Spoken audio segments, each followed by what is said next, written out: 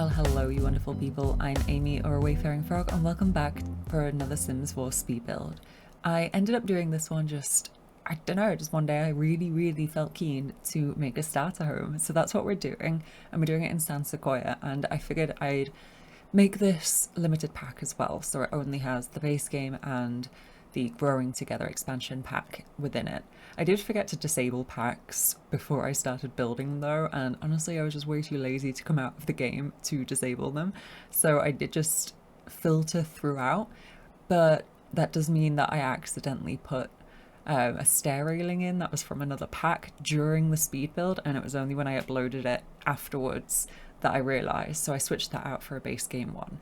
So just if you notice it during the speed build, it does get fixed. So the version on the gallery is definitely a limited pack, and you can find it just under my EAID AWayfaringFrog. It's also under the hashtag AWayfaringFrog, and the information for all of that is in the description down below.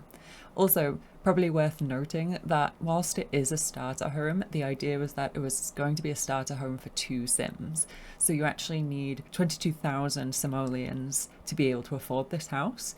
But it is under that value. Because it comes from Growing Together as well, it felt like that whole pack is about having families and growing. So it seemed like one of the best packs to actually have a 2 Sim starter home in that sense. So I did go ahead and do that. Part of the reason was, as you will see throughout the speed build, I was really struggling for money. I kept the box open just in the top left corner while I was building, so I could keep an eye on it. And with these little starter home speed builds that I've started doing, I really want to make sure that I use as much of the stuff from the pack as possible rather than just using base game, because I just feel like that would be more interesting and more fun. So I ended up using an expensive bed because it came from Growing Together and things like that. So I do end up getting through the money pretty quickly, and you will see me go through starting to delete a few things later on. Like those pillars that I've put on the corner of the house, they go away, but that's something you could work towards if you did want to play in this build. So the build is coming together quite nicely now. It is fairly big for a starter home, which is probably another reason why I burned through the budget so quickly, but I wanted it to have 2 bedrooms, which it does. As I mentioned, it's for 2 Sims, so the idea was at least 1 adult and then a child or some kind of a young Sim, so maybe a toddler if you wanted to start off with that. And I am just editing the roof section now to wrap around the top floor, because if you have the roof in a certain way, it just kind of means it intersects the floor area. So when you're playing in game, it's really visible and just not very fun to look at. So I made sure to edit that. And I went for this kind of orangey roof color, which again, currently I'm really trying to branch out and use different roof colors, because I generally just default to using, say, black or gray. So I've been using quite a few browns and kind of orangey colors, and I thought it looked really nice here paired with the green wallpaper that comes from Growing Together. And we are now just working on the floor plan. It didn't take me too long to sort that one out. You can see I tried a couple of variations on the top floor, but then I figured out how to have the stairs and then create the floor plan afterwards. So we've got a bit of a desk nook upstairs as well, which I thought was quite nice. And then the living space is just living room. I also have a downstairs bathroom, but I just put a toilet and a sink in there. So again, it's something that you could expand upon to add maybe a shower or another bath or something like that. And then we've got the dining area and kitchen towards the back of the house. I was also determined to use that really beautiful archway that comes from this pack, so whilst I could have made it totally open floor plan and saved a lot of money that way, I didn't want to, so I didn't. I did include a little door to the back garden though, which we'll decorate last. I end up using just completely debug in that area, so there's no furniture in the back garden. I focused on just all of the stuff that's inside instead, because again, you can expand on it if you did want to download the build and play in it.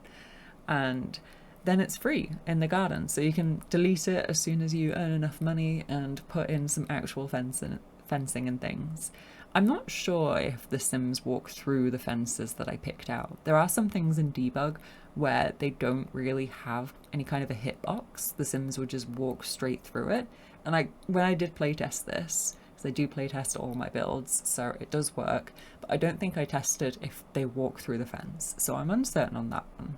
But again, the idea is that you would probably aim to replace it at some stage, so hopefully it shouldn't be too much of an issue. But I'm just adding in some wallpaper and flooring now.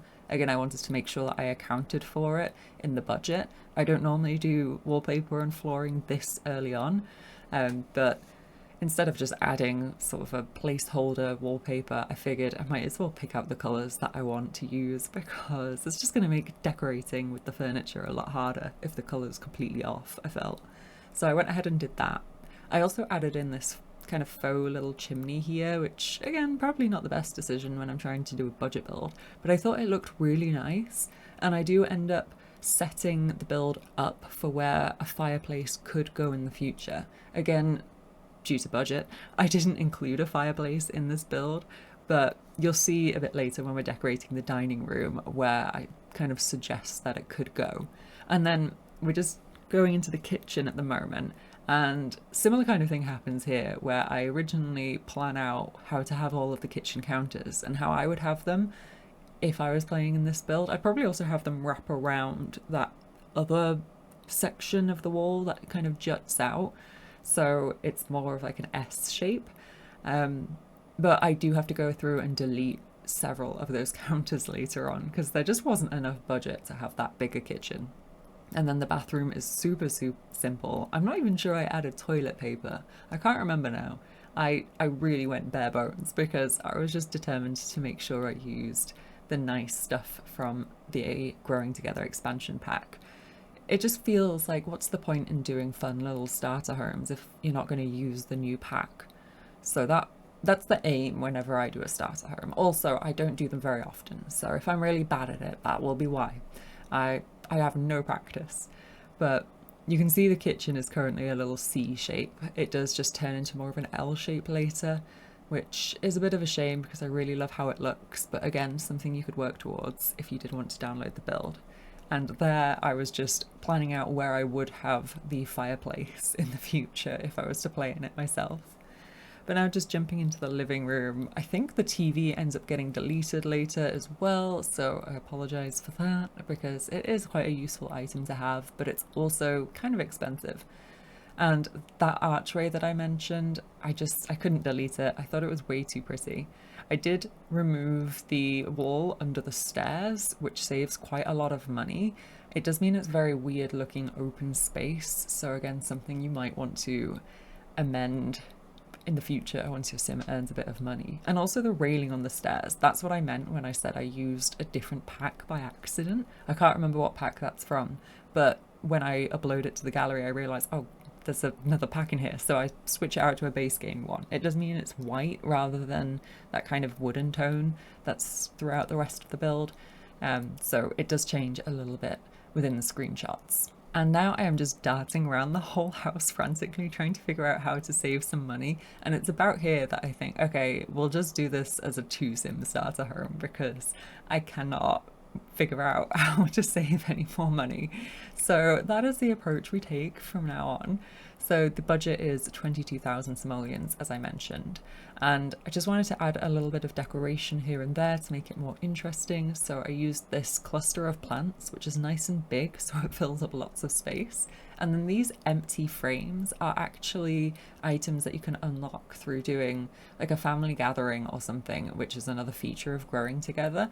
And I think they were free. So it means your sim in-game can take photos and then pop them into those frames. So whilst it's not like good artwork immediately, it's more customizable in that sense, which I thought was some fun, and it's free, so it fills up the walls without spending more money.